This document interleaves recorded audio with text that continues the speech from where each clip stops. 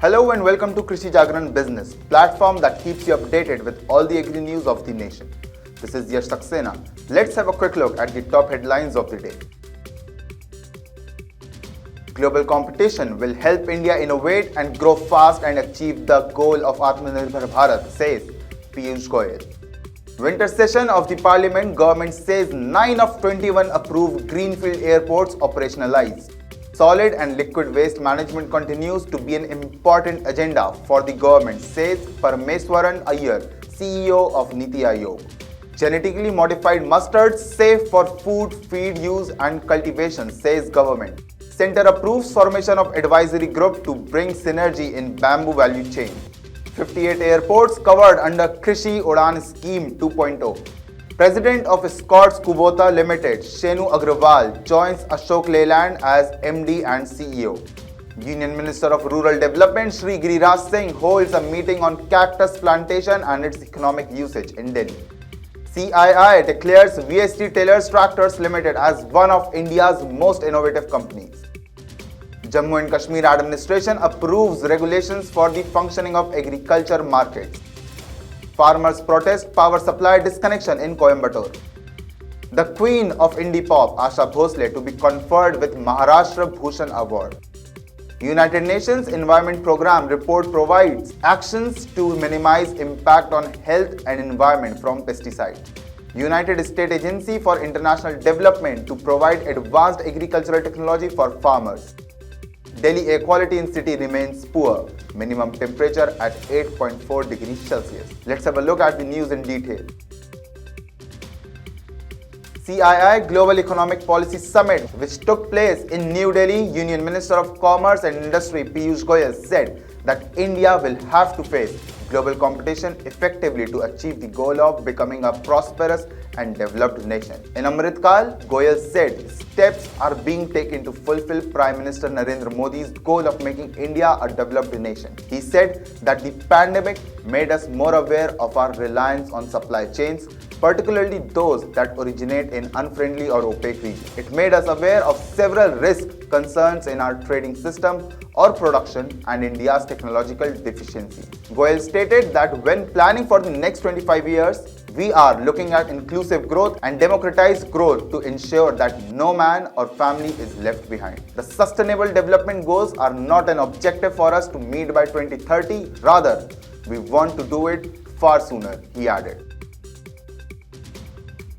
During the winter session of the Parliament, the Ministry of Civil Aviation accorded in principle approval for setting up of 21 Greenfield airports, of which 9 have been operationalized, said Minister of State for Civil Aviation, retired General V.K. Singh. In a written reply to Lok Sabha, Singh mentioned names of each 9 operationalized Greenfield airports. Among those, Kushinagar, Durgapur, Shirdi, Kannur are some of them. In November, Doni Apollo Airport was inaugurated, making it the latest to be operationalized. The airport is spread over an area of 690 acres and built at a cost of more than 640 crores and will be able to function around the year as it is suitable for all-weather day operation. The government has also granted in principle approval of the state government of Gujarat for the development of 2 Greenfield airports at Hirasar, Rajkot and Dholera, Ahmedabad. Other than these, 9 other airports are under construction and this will take the total number of airports in the nation to nearly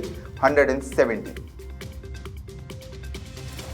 At the 6th edition of ISC FICCI Sanitation Awards and India Sanitation Conclave, Mr. Parameswaran Iyer, CEO of NITI Aayog, said that solid and liquid waste management continues to be an important agenda for the government, particularly in the urban area. It will be important to work with all stakeholders in the urban area, including the private sector. We at NITI Aayog are working to take this forward in partnership with all stakeholders, he added.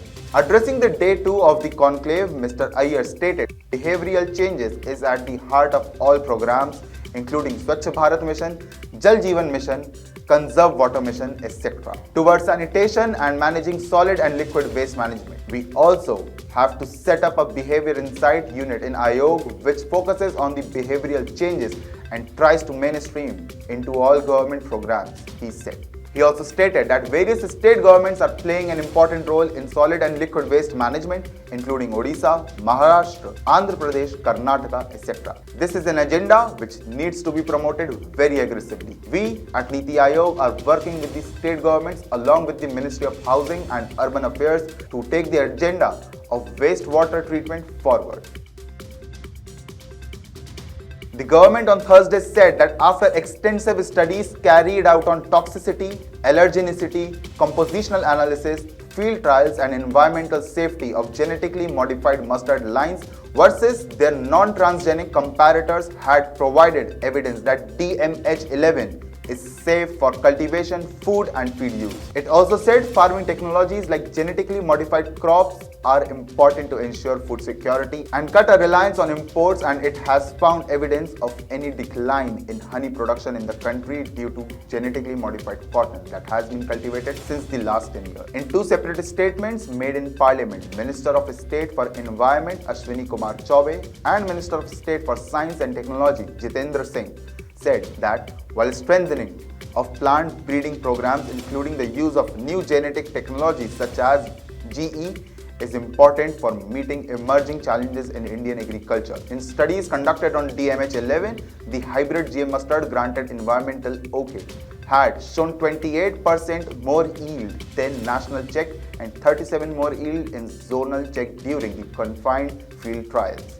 The Environment Ministry in October granted environmental clearance for indigenously developed GM mustard seeds, potentially paving the way for a commercial release of country's first food crop in about 2 years.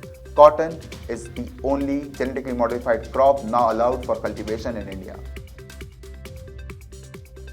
Union Agriculture Minister Narendra Singh Tomar has approved the formation of an advisory group to help streamline the development of bamboo industry, with a primary focus on developing the bamboo sector's entire value chain. According to a statement issued by the Agriculture Ministry, the advisory group includes academicians, researchers, innovators, progressive entrepreneurs, designers, farm leaders, marketing specialists and policy makers. The mission's primary focus is on developing a complete value chain of the bamboo sector to connect growers with consumers, beginning with planting material, plantation and establishment of facilities for collection, aggregation, processing, marketing, micro, small and medium enterprises, skilled labor and brand building initiatives in a cluster approach mode. Prime Minister Narendra Modi recently inaugurated the new terminal of Bengaluru Kempegowda Airport, in which the versatility of bamboo as an architectural and structural material has been demonstrated, and the destiny of this green resource is defined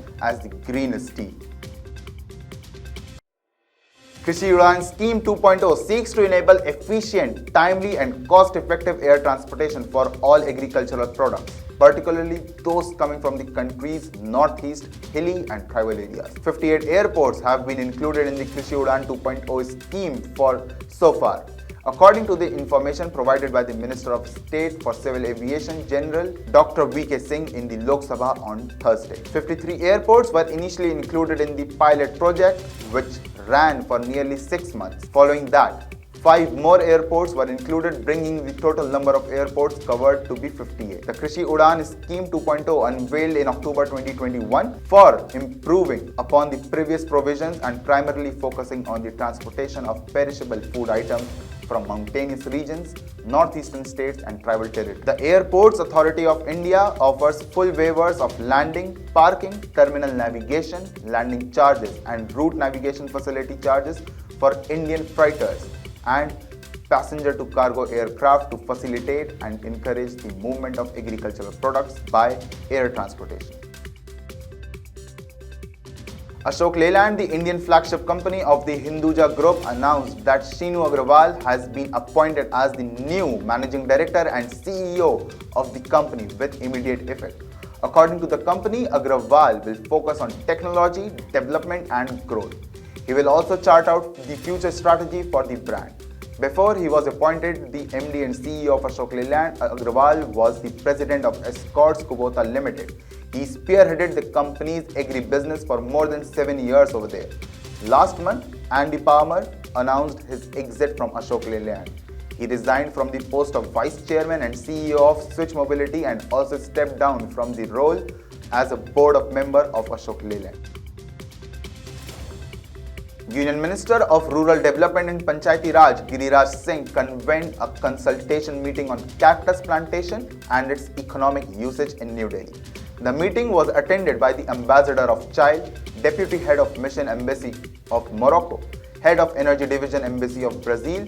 Indian ambassadors of these countries also attended the meeting through video conferencing. Union Minister of Rural Development desired that various options of taking up cactus plantation on degraded land should be explored for realizing the benefits of its usage for biofuel, food, fodder and biofertilizer production for the larger benefits of the country. The minister is of the view that biofuel production will reduce the fuel import burden of the country apart from contributing towards employment and income generation for poor farmers of these areas. Indian Council of Agricultural Research (ICAR) and International Center for Agricultural Research in the dryland areas are being roped in for setting up a pilot project in Amlaha farm of ICARDA in Madhya Pradesh. Ministry of Petroleum has been requested to provide necessary technical assistance in this venture. VST Tailors Tractor Limited, one of India's largest farm equipment manufacturers, is named among the India's top 50 most innovative companies by the Confederation of Indian Industry (CII). The award evaluates the overall innovation culture of the organization, including innovation in management, inputs to innovation, results of innovation, processes, products, services, technology, and techniques that brought about quantifiable results. VST was facilitated with CII Industrial Innovation Awards 2022 on 3rd December during the CII Advanced Materials Summit 2022 virtual event. Tailors Tractor Limited or VST was created in the year 1967 by the VST Group of Enterprise with a record of more than 53 years. VST continues to advance farm mechanization and empowerment of farmers in the nation. The Jammu and Kashmir Agriculture, Produce and Market Committee Act had ceased to exist after the operation of J&K State Reorganization Act 2019. The Jammu and Kashmir administration on Friday approved regulations for the functioning of agriculture market across the Union Territory. The Jammu and Kashmir Agriculture Produce and Market Committee Act had ceased to exist after this operation. The Administrative Council, which met here under the chairmanship of Lieutenant Governor Manoj Sinha, approved the regulations for the functioning of agriculture market across Jammu and Kashmir. This board will manage and regulate the established mandis in Jammu and Kashmir and remove the operational difficulties faced with non-existence of the mechanism. Hundreds of farmers, including women, staged a protest in Palochi on Thursday, urging the district administration to stop disconnecting power to lands abutting the Parameswaran project (PAP) canal in an effort to stop people from stealing water. Tamil Nadu Vivasayigal Sangam President Su Palinasamy, who led the protest, urged the district administration to stop serving electricity supply to genuine farmers. Some farmers have been served notices, but they are using power for agriculture purpose. Officials should act against only those who use PAP water for the other purpose. The notice issued to farmers should be immediately withdrawn and power connection should be restored. Otherwise, we will intensify the protest, says Palinasamy. The canal is damaged at several places and should be repaired. The Annamalayar Nala scheme should be implemented immediately. Water running off during the monsoon period should be harvested by channeling it into water bodies. The government should come forward to solve the issue faced by the coconut farmers, said the protesters. Palochi is home to thousands of coconut farmers who face big losses due to poor prices. The government should increase the support price and continue procurement through government centers till the price stabilizes. The State Minister of Cultural Affairs in Maharashtra, Sudhir Mungantiwar, announced that the renowned playback singer Asha Bhosle will receive the Maharashtra Bhushan Award in Nagpur at Yashwant Stadium in Dhantoli. As per the available information, the event will take place in the city on December 21st. Bhosle was reportedly chosen by the Maharashtra Bhushan Selection Committee, which was presided over by the former Chief Minister Uddhav Thackeray in a unanimous vote. The committee members have requested all the ministers, MLAs and MLCs in the state to attend the event. They insisted that the ceremony take place in Nagpur during the winter session where all of the elected officials would be present. While Bhosle's consent was a major concern initially, the event was approved by the committee after she agreed to visit Nagpur to receive the award. The Guinness Book of World Records named Bhosle as the artist with the most recordings in the history. Bhosle, who is the younger sister of the late singer Lata Mangeshkar, has previously earned the prestigious Padma Vibhushan and the Dada Saheb Phalke Award. The United Nations Environment Programme recently released a new report which provides insights on actions stakeholders could take to minimize the adverse impacts of pesticides and fertilizers to human and environment health. The report is made in collaboration with the Food and Agriculture Organization and World Health Organization that highlights the need for transformative actions and better management of pesticides and fertilizers as global demand and use of product increases. The report outlines 6 priority transformative actions to strengthen the pesticide and fertilizer management. First, incentivize healthy and sustainable consumer choices and consumption. Second, fundamentally change crop management and adopt ecosystem-based approaches. Third, promote circularity and resource efficiency. Fourth, use economic instruments to create a level playing field for greener products and approaches. Fifth, adopt integrated and life cycle approaches for sound pesticide and fertilizer management. Sixth, strengthen standards and adopt corporate policies for sustainable supply chain management. Alongside the transformative actions, there are 13 priority actions to strengthen pesticide and fertilizer management.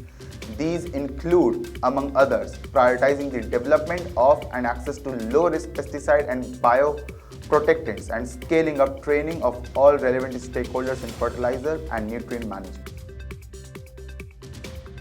The United States Agency for International Development says that in order to uplift the agricultural sector in Sri Lanka, new agricultural technology should be used instead of the traditional agricultural knowledge currently being used in the country. This was the outcome of a discussion held when a group of USAID representatives called on Agriculture Minister Mahinda Amaravira and Agriculture Minister officials held on Wednesday. Minister Mahinda Amaravira explained the facts about the agricultural sector in Sri Lanka and said that priority is being given to paddy cultivation and other crops in the country, but it is still difficult to reach the level of self-sufficiency in each sector. Representatives of the USAID said that their agency has decided to introduce the world's most advanced agricultural technology to Sri Lanka and that they appreciate the recent measures taken to modernize the agricultural sector in the country. They also said that the measures taken for the export of sour bananas and the techniques introduced in achieving more yield from less land are highly appreciated, and a separate work arrangement should be implemented to the agricultural products of this country that can be exported to different countries of the world.